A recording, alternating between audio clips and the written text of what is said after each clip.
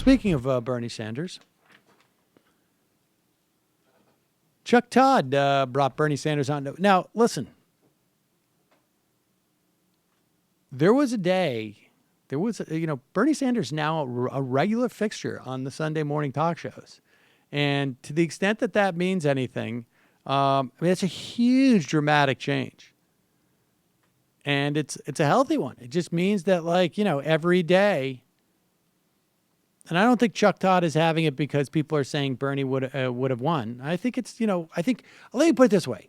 The utility of that, I think, is if it hasn't worked by now, it ain't gonna. If there was anybody, though, who was potentially as susceptible to a certain kind of low-grade influence peddling as Bernie would have won, it would be Chuck Todd. Chuck Todd.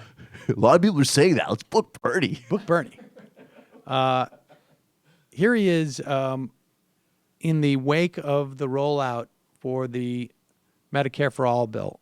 Chuck Todd wants Bernie Sanders to account for a video that is 40 years old, 30 years old?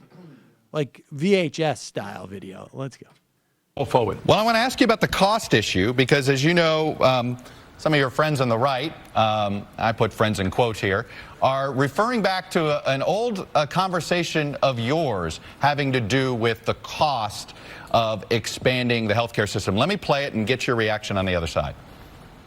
You want to guarantee that all people have access to healthcare as you do in Canada. But I think what we understand is that unless we change the funding system and the control mechanisms in this country to do that, for example, if we expanded Medicaid to everybody, right, give everybody a Medicaid card, we would be spending such an astronomical sum of money that, we would bankrupt the nation. Obviously, Senator, the issue of this is there's the idea of health care for all is something that has majority support. And then when you remind people how much it could cost, how much taxes go up, then people get concerned. And obviously you were concerned about the finances there. Explain what you mean and how you can change the funding system to not make this so astronomical. Okay, very good question, Chuck. But here is my hope.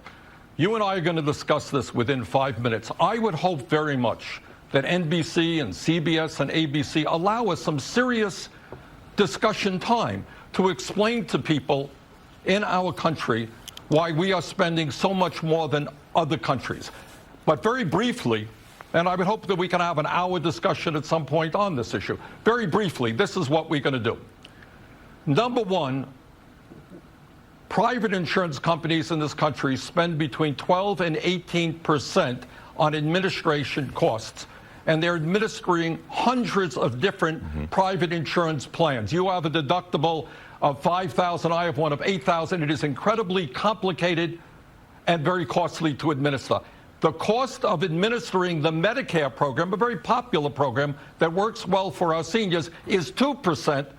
We can save approximately $500 billion a year just in administration costs. Okay. Second of all, because we pay so much more per capita on for our prescription drugs, by having Medicare negotiate drug prices, we can save over $100 billion there. So that's a lot of savings.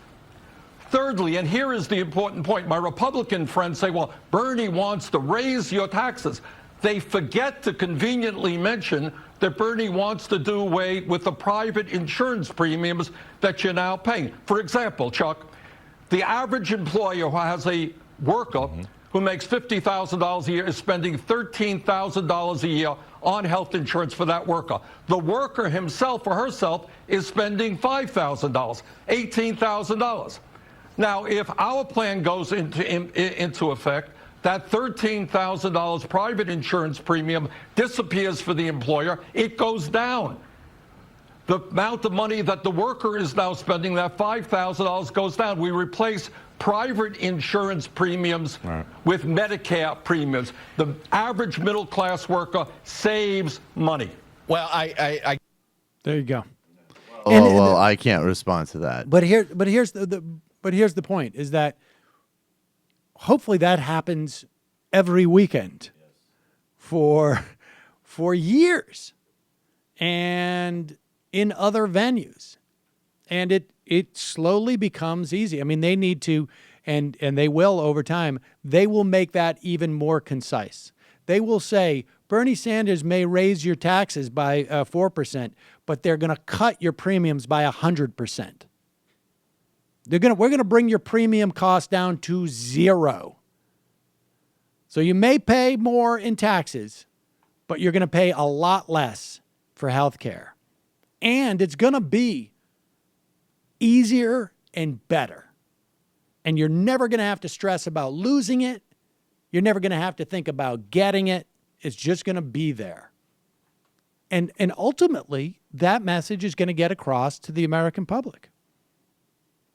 All right, and his co-sponsors need to defend it, just as effectively. Yes. It's not enough to just sign on and get the press release. They need to be out there doing it in the same way and really advocating and demonstrating that all of a sudden, I mean, some of them I believe, but as an example, Krista Gillibrand or Cory Booker really want to have Medicare for all. I mean, they got to go demonstrate that. Yep. I did in class once. We did tax rates in Denmark, and it was shocking from an American perspective. But once you kind of broke down just monthly costs of what you pay to a private company for essentially the same services, it pretty much broke even. And then you also look at and the quality of service is infinitely better in Denmark. Quality of life. Yes, all of it was better in Denmark. Yes. How much of the it's the worst part about health insurance is it costs a ton, and then it's like you have a second job where you got to file for, you got to make sure you have it, then the changes, then you got to sign up, open the thing. I can't stand it. I cannot stand it. Hi, folks. Sam Seder here. We still need your help on our Patreon page. YouTube ads have come back, but not nearly as much as we had before. So if you can help us out, any little bit helps. Head over to our Patreon page right at this URL, and you'll help us keep helping you by making videos